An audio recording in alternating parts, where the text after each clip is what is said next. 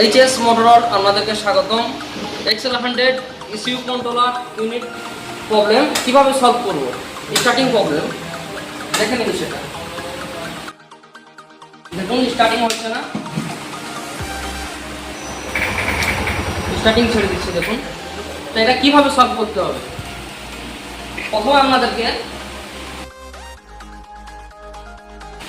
ECU কন্ট্রোলারটা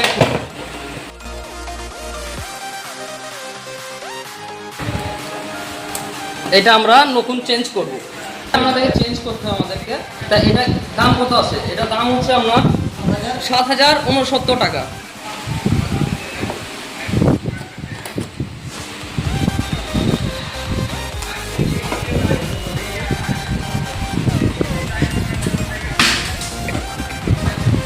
দেখুন